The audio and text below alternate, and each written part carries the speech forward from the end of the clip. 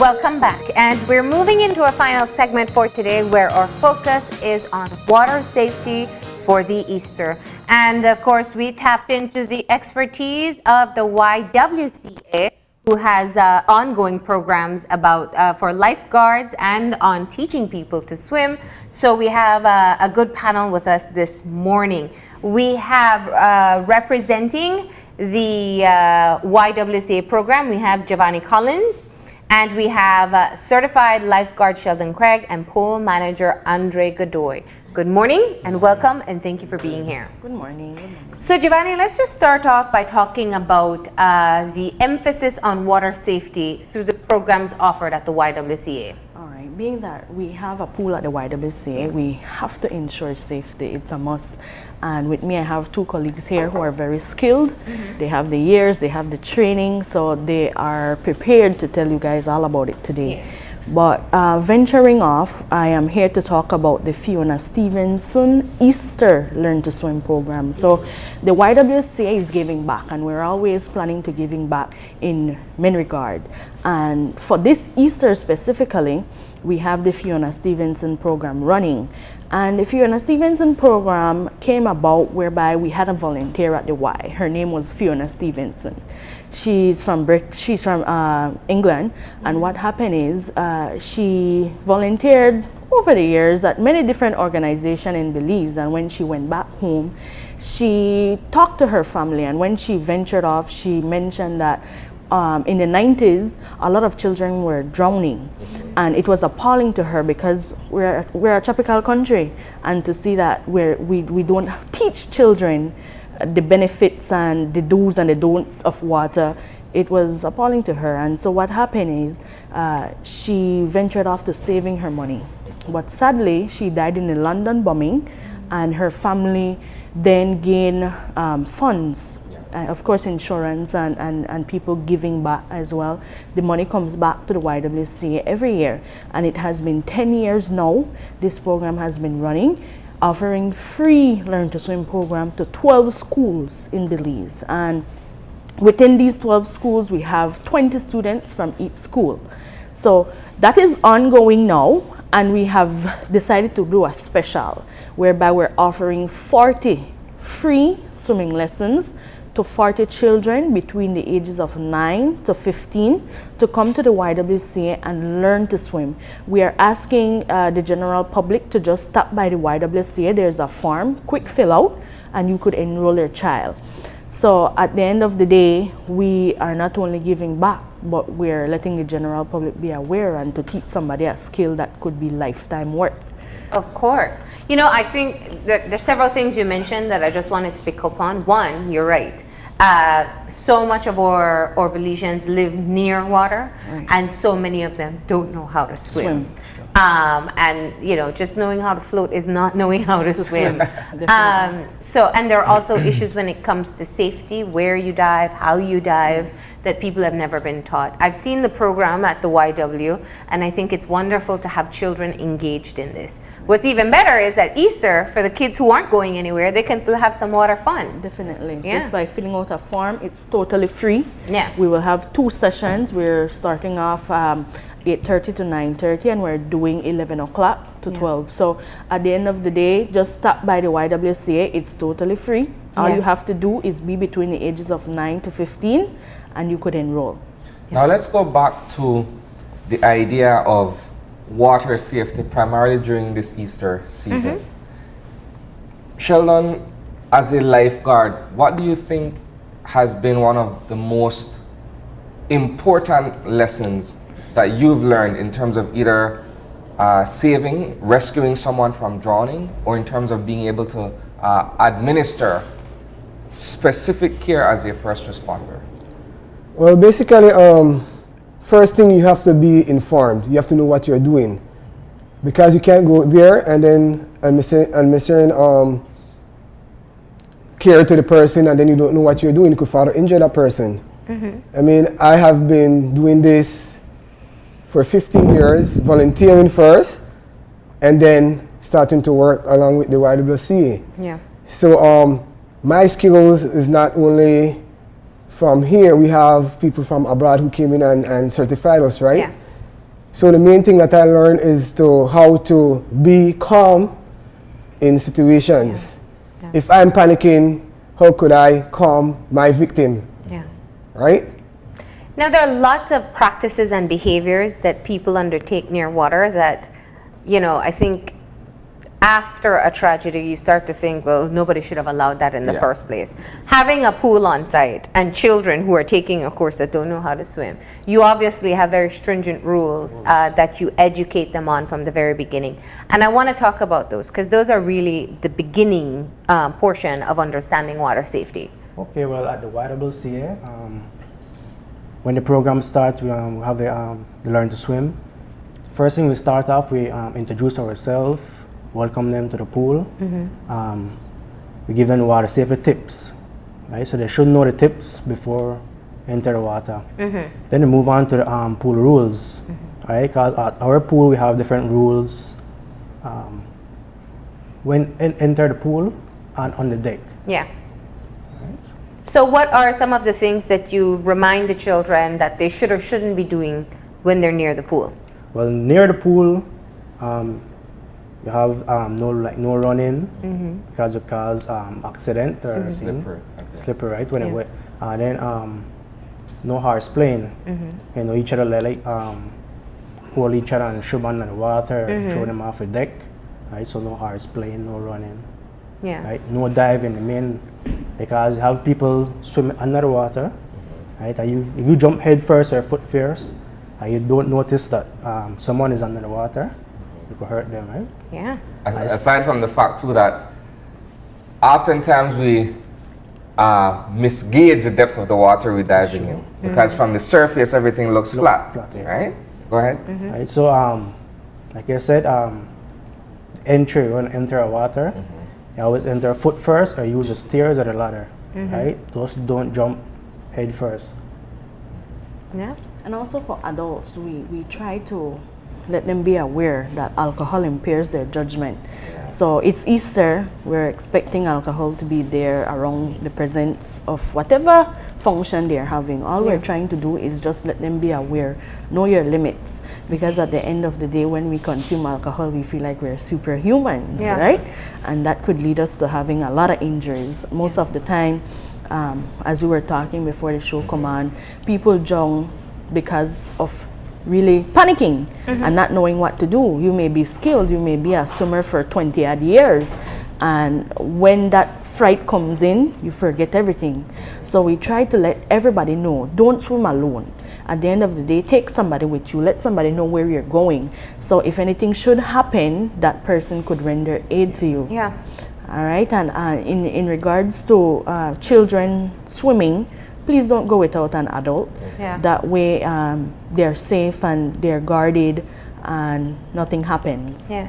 And using life vests. Yes, so I believe the Coast Guard and everybody who, the authority on water should be letting everybody wear a life vest when venturing off and traveling in vessels. At the end of the day, a lot of water is surrounded in Belize, and we're just trying to inform as much people as possible through this venture. Now, Sheldon, bringing it back to you for a bit. While we can't teach people how to be lifeguards, we can teach them how to respond in the case of an emergency. And there are many things that people do that they really shouldn't. If you consider pool, river, or the ocean, there are many different threats in each one. If you're talking about the river, it could be the current. It's the same with the sea as well. And with the pool, it's sometimes ending up in a depth that you're not comfortable with. What should people do if somebody appears to be struggling in the water? Well, first, if you're not certified, like I said, if you don't have enough knowledge, the first thing we ask you to do is not venture into the water and go after that person. Find something that you can give them to hold on to, where they could you could pull them back to safety. So don't go with your instinct. Usually is jump in and do something. Yes, that's the first thing you think about, right? But that is not safe if you're not certified, not trained, or not know what you're about to do. Why is that? Well, the thing is, when somebody is drowning, they tend to get frightened, right? And they'll pull down. And if you venture close to that person, the first thing that person is thinking about is I need air, I need to breathe. So what that person will do is grab onto you and pull onto you, and what will happen to you will go down under the water, you will start to suffocate. Right? They have different techniques that we use to rescue a person. For example, if you're a drowning victim and I am about to rescue you, I could either use the rescue tube, give you what we call a reach and assist, tell you to hold on to the tube, and I swim with you back to safety. Yeah. We also have the next approach. If you're a very difficult person, we venture from the back, where we could subdue you from holding you across the under the armpits or around the shoulder. That way we have full control of your body, and then we'll be able to maneuver with you much easier. Yeah. So that's key, because it's not about whether or not I know how to swim if I'm rescuing somebody. It's about the threat that I put myself in if I go to a panicked person. Right. So I like the idea of having a long stick nearby if you're in the river. Yeah. Or, of course, if you're on a vessel, you should have some of this rescue equipment available there. So that's the first thing you do. Try to reach for them with another object. And let's say you may not have somebody with you swimming. Yeah. And you find yourself in a current. The first thing you do, whether it be sea or water, you calm yourself down and find your way to swim parallel against the current. So at the end of the day, you're not tiring out yourself, because that's a force of nature. You can't do nothing about that but balance where the yourself. current takes you? Parallel. You swim parallel towards it. Okay. And if you find yourself downstream in a river per se, this happens mostly in river or lakes or whatnot, you always try to put yourself on your back. When you're going downstream, put yourself on your back. That way your foot is going first in the current. So if any logs or any rocks are nearby, your foot will touch it rather than your head. Okay. So if you're swimming alone and you find yourself in a current and you really can't maneuver yourself to get out or swim parallel to it, just turn your body on your back and let your foot flow. Eventually, like you floating. will get out. Right. Yeah. So float yourself on your back to let your feet go first. And eventually, you will step out of the current. Don't get frightened. That's the first thing that happens when people get in current and their body lose locomotion, and that's it. And swimming against the current tiring. is what It's exhausts you. exhausting. Yeah. Yeah, that's a powerful force. You can't swim against it, no matter what you try. Yeah. So just swim parallel towards it until it spits you out somewhere. Because it will. It will, definitely. Yeah. So I think that's a great tip for people to know, because if you've ever been caught, it is scary. Yes, especially at Kikaka, the split, At it's the powerful. split has I'm glad you say powerful. that, because where the shallow area is that the kids swim, it's not that far off from where that current picks you up. And it could suck you in and it could spit you out in a split second. Yeah. So if you are venturing to Kikaka and you go to the split area, if you've never been in that water, there's a very serious current. Right. In Undercurrent. Yeah. Even at the monkey bear or the butcher burns, same thing. What about Raise a rock. whirlpools? I think people are so scared of whirlpools. That's why they try to hurry get out of the current in the rivers. Well, actually, you will see a whirlpool from the surface of the water, especially at Halover Bridge. There's a lot, and those are the dangerous ones because they suck you in, and it is very deep at that edge, and so it's very, very hard to come out of. So try your very best to avoid. You will see the twirls in the water, you know one is there. And the twirl might be small on the surface, but below it's huge, right? So nobody has ever come out of one of those. So I urge you to not venture into the water if that is visible. So it's good to check the area before you swim. You have to. Yeah. It's a must. So if you don't know where you're going, please Google it. Try to ask somebody in the neighborhood where is safe or where not to swim. Yeah. That way you inform yourself. I think when I look at either swimming at sea or swimming in a river, the idea of buoyancy comes to mind, right? Right. Where some people are safer swimming in sea because they're able to float, versus being in the river where it's fresh water, you don't have that kind of buoyancy. Right. How do you advise for either of the two? So it's not differed by the type of water, because the float could be taught to anybody. Yeah. Right? It's used as a survival skill. So the front float and the back float is for survival. Let's say you're in a boat accident and there's nobody in sight, but you know somebody is coming. That's the first thing you think about. Float. float because you're not using energy. Energy. And you're not putting yourself in any danger by doing this activity. That's so key. that's the first thing you do if you're really tired, especially in one of those currents. Yeah. If you can't maneuver yourself to get on your back or to go with the stream, all you have to do is just put yourself in a floating position on your back and wait for help. Okay. And I appreciate what you're saying with boating accidents, because we see those very often. Jet skis, Overturn. boats colliding, or whatever may take place, kayaking. Yeah. What's your advice there? Because we've seen people lose their life frequent enough from jet ski accidents, for example. So just from my experience, if a jet ski should flip or catch in an accident, once the key comes out, automatically it shuts down.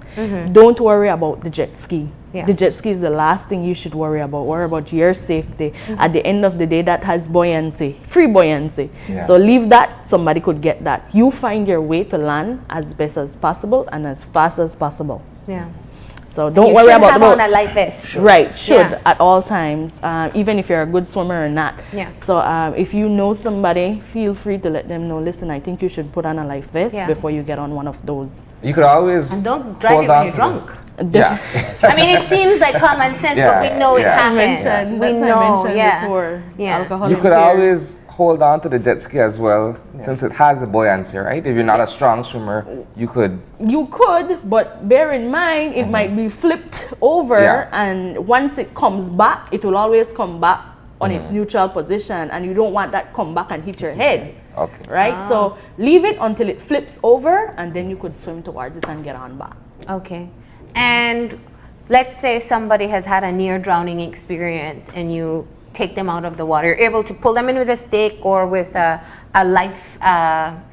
lifeguard. What are they called again? The Life vest? The circles. The buoys. The buoys, thank yeah. you. You're able to pull them in. What do you do then? Well, if they're near drowning, most likely when people go into near drowning, they go unconscious, right? Now, each lifeguard should be CPR certified, Yeah. right? We are the first responder. We should give aid until the proper authorities come on scene. Yeah. And we advise that everybody should know the number of our local authorities, right? Maybe police, the Coast Guard, or BERT, right? So what we normally do, we give aid, maybe first aid, maybe the whole CPR aspect, right? And when doing that, remember you will have a scene. This will become your scene. Yeah. So you will be there attending to that person. You have to call out somebody. If you don't know them, be specific. Call for short or something that person will know that you're talking to them. Yeah. Have them call the proper authorities Yeah. while you do your thing. And you do your thing until they come. If you do that, then that person have a high chance of living, right? Now, if nobody is trained in CPR and you pull somebody out of the water, should they attempt? Definitely not. Yeah. No. At the end of the day, being a lifeguard, we have limits. And the furthest we could go with an individual who experienced near death, the farthest we could go to is CPR.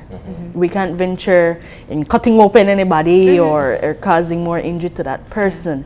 What we could do is continuously do the CPR until help comes. That is it. But I mean, like, if I'm in a boat and none of us know CPR, I know people who have seen so much TV, they think they can pump a chest. And should they try if they have never learned the technique? No. The thing is, the technique, it's very, I would say, touchy, because if you do your compressions too deep, you could damage a person. You could probably crack a rib or something like that, right? Puncture, yes. So we recommend that you don't. If you haven't taken the training, don't venture into doing it.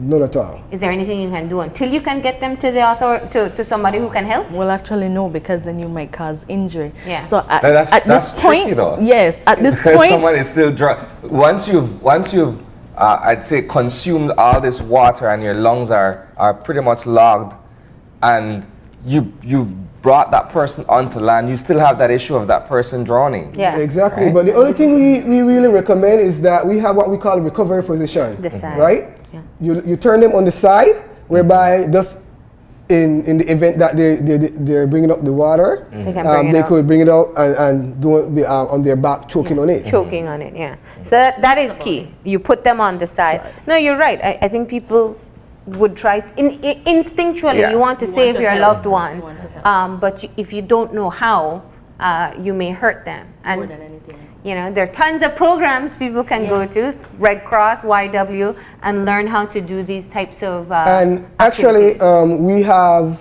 a lifeguard program going on right now at the YWCA, which is free of cost through the CASA program. Nice. Right, so I think we asked for individuals between the age of 14 to 25 Yeah.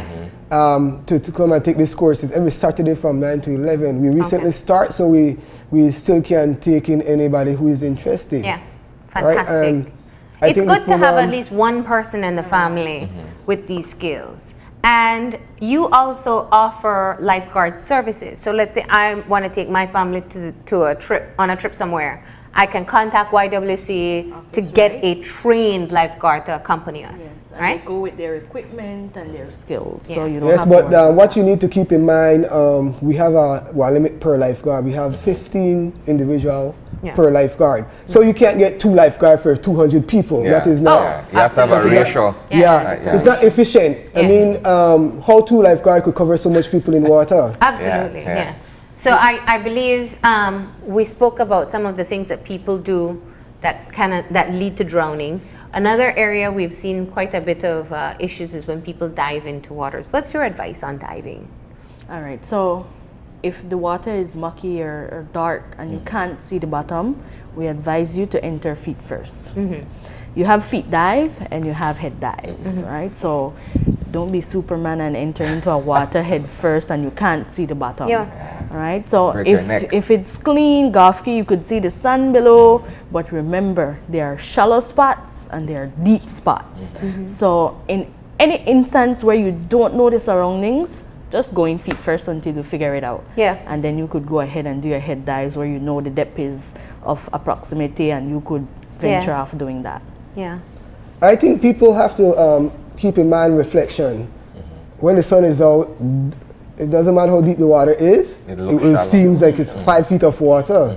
And that is where a lot of drowning incident occur, because now you can't swim, but you figure, you know what, if I jump, I could touch down there. Yeah. And then you jump into this water and you can't 25 feet easily and then you're drowning. Yes. Yeah. Anything else that you see or hear people do that you know is preventable? For instance, water, the heat exhaustion. It's hot right now in Belize, so we ask individuals to stay hydrated.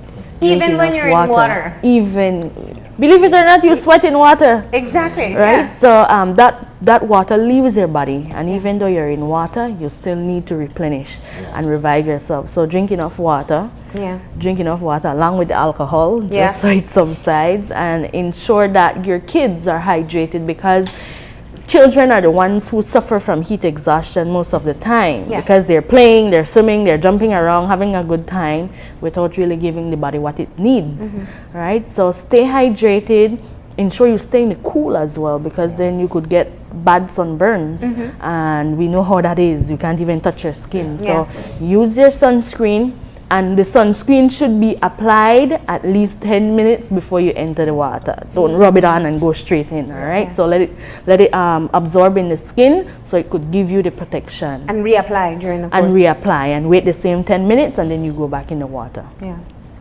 Any other tips? I say you put on your hats, your sunglasses. So Yeah. Yeah, because you lose a lot of the you can feel the impact of the heat on your head as well. Yeah. Yeah. Yeah, and a lot of people don't take heat stroke seriously, but that is one of the most deadliest thing you could ever Yeah. come across. I mean, if they have instances whereby people catch heat stroke and they never recover. And that is one of the hardest things to recover from. Your body is totally dehydrated, then your organs start to shut down. Yeah. So, like my fellow colleague said, keep in mind, be hydrated. You have to drink water before you go on your aquatic activity and during. All right.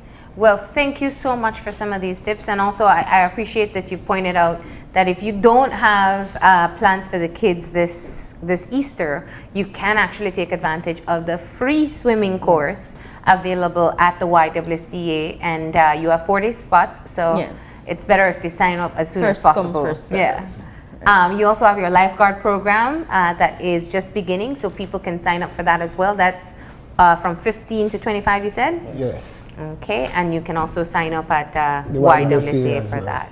All right, and in the meantime, we really hope that people have paid attention to the tips that were offered this morning. We really would like to avoid any loss of life over this Easter break. Thank you so much for coming in. Thank you. You're welcome. All right, we're going to go ahead and take our final break, and when we come back, we'll have more wrap-ups, so stay tuned.